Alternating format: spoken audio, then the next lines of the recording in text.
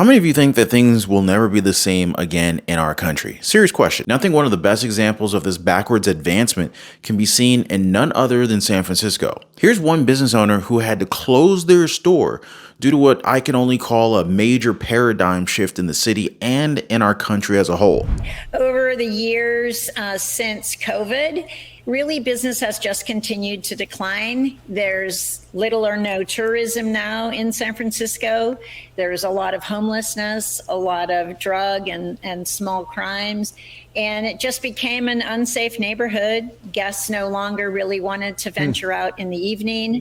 And just slowly over time, the deterioration of customers and people feeling good about going out and enjoying themselves. So, yeah, it's become nearly impossible to do business. And we're talking about, I mean, this location for you was like people lined up around the block. I mean, like yes, big line, right? I mean, this wasn't just like getting by. It was hugely popular. Now nobody wants to come there because there's so much crime. This is the kind of stuff that we're going to see in the history books, folks. It's going to be recorded, and hopefully the people of the future have already solved it by then. But just like I said a little while ago, it looks like the United States of America, a country that we all love dearly, seems to be advancing backwards. Now, I think I read a comment somewhere where it said that the American dream is still alive and well, but I guess you'd have to be asleep to see it. Things are going from bad to worse, and I realized this as I was up a little bit late last night as I was researching about these new crimes that continue to happen. And I thought to myself, what did San Francisco look like in the 50s? Now, obviously, I can't share that footage, but here's a couple of things that I took from it. People dressed sharply, like you could cut an apple in half with the suits and dresses that these people wore back then. They also walked at a leisurely pace as if they weren't all that worried about time. Most of the people then looked healthy too. And one of the biggest takeaways is that the streets were squeaky clean. No trash, no homeless people, no intake of drugs out in the open. It was just, I don't know. How do I describe it? It looked more advanced and civilized compared to today. Oh wait, what am I saying? I'm pretty sure that there's a couple of folks in this community that may actually still remember that time. I mean, do you agree that things actually look better back in the day compared to now? And while some of you may be commenting, please take a second to smash the like button for the video. Every single one of your likes helps, and of course, subscribe to the channel. Appreciate that, guys. Thank you so much. But moving on from our little Back to the Future trip there to San Francisco, let's talk about a place that's thousands of miles away, specifically North Carolina. You see, a high-end furniture maker over there called Mitchell Gold plus Bob Williams suddenly shut down. It was so sudden that their own workers, hundreds of them, they were left asking themselves about what the heck actually happened.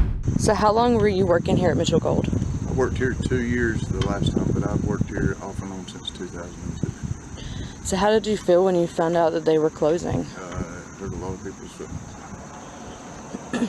And when did you find out? Found out Saturday through social media. So you didn't get any kind of... Not till later on Saturday afternoon. Actually, I heard that it was starting to go on about Friday around 2:30. And what did you do here? I cut leather. Cut leather. Is that what you always did? Yeah. I've worked throughout the plant, different places, since 2000. Did you enjoy working here? I love it. So I'm sure you're pretty upset about this. Like, think about how that feels. You come into work on a Friday, which is, I don't know, let's face it, the best day to come in because it's a day before the weekend. And on the door of your gate to work, it says, we're closing the business. Sorry, don't come in on Monday. We'll give you a schedule as you can get your tools and your belongings. Like, isn't that insane? Now you're thinking, you know, this must be a fairly new company, right? Wrong. It's been in the furniture business for more than count them, 3 decades. And you know, this is just me opening up the curtains a little bit. You know, whenever I finish recording these videos, I sometimes go and actually check the news online. I know I need to get some rest, but you know, it's just become such a habit to just be updated almost every single second of the day. So yeah, so I checked for these updates and lo and behold, another company is closing down. Layoffs of hundreds of thousands of workers have been reported daily. I mean, it's really hard to see this stuff. And this isn't even all that different. But let's talk about jobs, right? So what's happening in the area of the economy? We turn now to the latest jobs report. Andrew Dimbert is here now with what we can expect, including that impact on everyone's wallet who's watching. Good morning, Andrew. Good morning, Rebecca. The August jobs report shows the economy added 187,000 jobs. That's around the same as the July report, but still slightly higher than what was expected.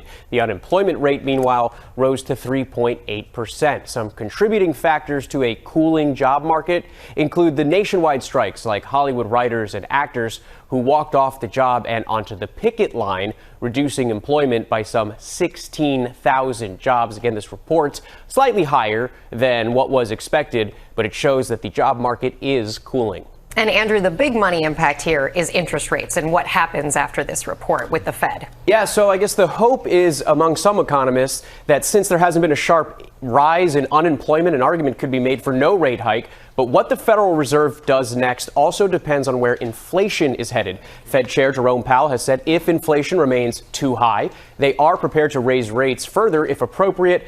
We get a new read on inflation later this month. Now, I'm not even going to talk about how the numbers are more than likely going to be revised down again after a few months because, you know, like I said already, this has already happened multiple times this year. You know what I'm saying? But here's a very shocking number that you're not going to hear elsewhere. Did you know that 1.2 million native-born workers in our country lost their jobs and were then replaced with 668,000 foreign-born workers? Now, I told you it was going to be a shocking number, but like I keep saying, folks, this is what's happening. You may not like it, but it is what it is. We're seeing people come from all parts of the globe willing to work at a fraction of the cost. And we're going to continue to see new technology like artificial intelligence, AI, ChatGPT. They're all going to be scooping up jobs. Robotics will take some of those jobs too. And if you're not thinking to yourself, well, I should probably be preparing myself to learn new skills by keeping my expenses in check, by holding back on purchases that can wait, by doing my best to keep my job, then you're probably going to have a hard time facing what's coming next. And just to really drive the point home of how different things are today, you should know that the monthly cost gap between renting and owning a home,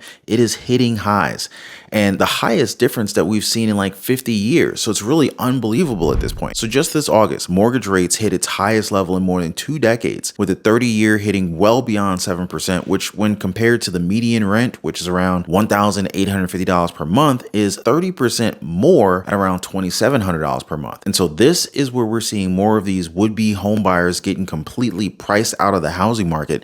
And since renting is cheaper, they're opting for the next best thing. The average rate for a 30-year fixed mortgage rising to 7.09%. That's the highest point that we've seen since April of 2002.